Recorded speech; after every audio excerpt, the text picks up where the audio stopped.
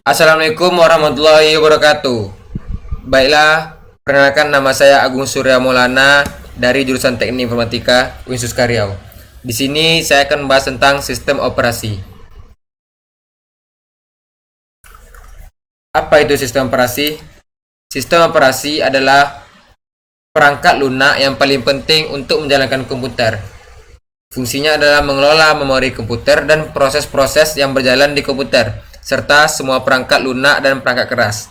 Secara umum, sistem operasi terdiri atas beberapa bagian, antara lain pertama, mekanisme boot. Apa itu mekanisme boot? Mekanisme boot yaitu untuk meletakkan kernel ke dalam memori yang ada di komputer. Yang kedua, kernel. Kernel adalah merupakan inti dari suatu sistem operasi atau operasi sistem. Yang ketiga, command interpreter atau shell, yaitu untuk membaca suatu inputan dari client.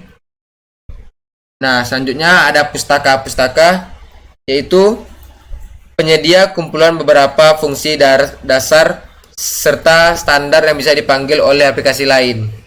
Yang kelima atau terakhir ada driver, yaitu untuk bisa berhubungan dengan hardware eksternal. Selanjutnya ada tugas sistem operasi. Sistem operasi bertugas untuk mengelola seluruh perangkat lunak dan perangkat keras pada komputer. Berikut ini merupakan beberapa fungsi sistem operasi antara lain. Yang pertama, ada resource manager, yaitu merupakan pengelolaan sumber daya sekaligus mengalokasikannya, sebagai contohnya CPU, memori, disk drive, serta perangkat lainnya. Yang kedua ada koordinator, yaitu mengkoordinasi sekaligus menyediakan fasilitas sehingga kegiatan yang kompleks bisa diatur serta dapat diproses secara beruntun. Yang ketiga ada interface. Interface itu atau tatap muka adalah sebagai media perantara antara user dengan hardware atau perangkat keras yang menyediakan tampilan terhadap user yang lebih mudah untuk dipahami serta bersahabat. Yang keempat ada guardian. Guardian itu untuk menyediakan akses kontrol serta tugasnya untuk melindungi file sekaligus, atau bisa juga mengawasi data dan juga program.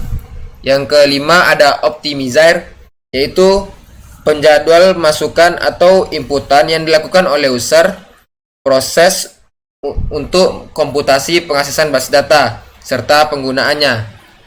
Yang keenam ada gatekeeper, yaitu berfungsi untuk mengendalikan hak akses user dalam mengendalikan yang berhak atau untuk masuk ke dalam sistem serta mengawasi apa saja yang dilakukannya.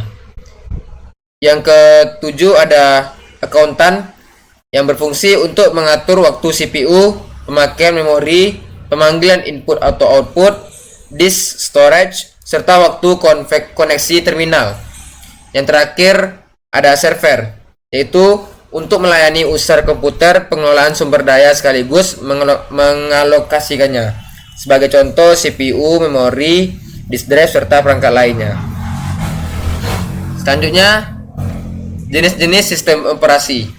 Yang pertama, single user ke single tasking, yaitu satu komputer dipakai oleh satu user serta bisa menjalankan satu program dalam satu waktu. Yang kedua ada multi user ke single tasking, yaitu satu komputer dapat dipakai oleh banyak user serta masing-masing user bisa menjalankan satu program pada satu waktu. Yang ketiga single user ke multitasking, itu satu komputer dapat dipakai oleh satu user serta bisa menjalankan banyak program pada satu waktu. Yang keempat atau terakhir multi user atau multitasking, yaitu satu komputer dapat dipakai oleh banyak user. Selanjutnya, macam-macam sistem operasi. Yang pertama ada Android. Android itu merupakan sistem operasi dengan basis Linux yang desainnya secara khusus untuk diterapkan di dalam perangkat mobile seperti smartphone maupun komputer ataupun tablet. Kelebihannya yaitu sifatnya open source, multitasking, didukung dengan aplikasi yang tersedia dari Google Play Store, mendukung penggunaan USB, terus kekurangannya rawan diserang oleh malware atau virus. Yang kedua, pemakaian baterainya lebih boros.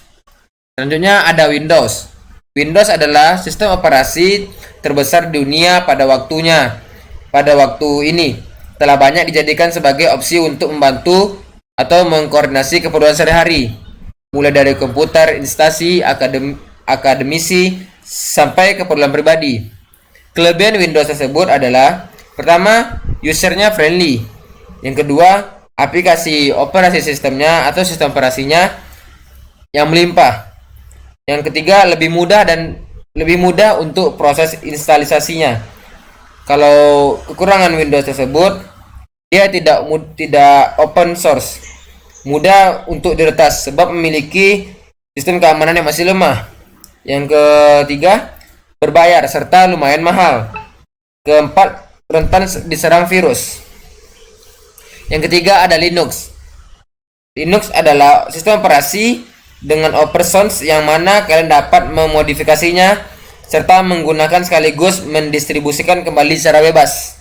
Kelebihannya open source, perkembangannya sangat kencang sebab dikembangkan oleh banyak orang. Terus yang ketiga, gratis, tidak dapat berbayar, tidak terdapat biaya lisensinya. Kalau kekurangan Linux tadi, yang pertama, tidak dianjurkan untuk user baru atau orang awam. Yang kedua, instalasinya terbilang susah.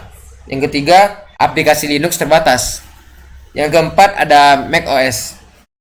macOS merupakan singkatan dari Macintosh Operating System, yang mana adalah sistem operasi yang eksklusif yang hanya ada di dalam komputer besutan Apple saja. macOS sudah diluncurkan sejak pada tahun 1984, sejak pertama kali dipakai di dalam komputer yang bernama Lisa. Lisa merupakan komputer hasil racikan dari Steve Jobs selepas dia menempuh perjalanannya spiritual di India. Kelebihan macOS sendiri adalah lebih stabil. Yang kedua, mempunyai keamanan tinggi serta tidak mudah diretas. Yang ketiga, tampilan antarmuka atau interface-nya cocok untuk keperluan multimedia. Yang keempat, aman dari virus. Sedangkan kurangan macOS tadi adalah harganya optimal untuk gaming. Harganya itu kurang untuk bermain game. Yang kedua, harganya relatif mahal. Yang ketiga, tidak open source. Baiklah, segini saja presentasi saya pada kali ini. Apabila ada kesalahan mohon dimaafkan. Assalamualaikum warahmatullahi wabarakatuh.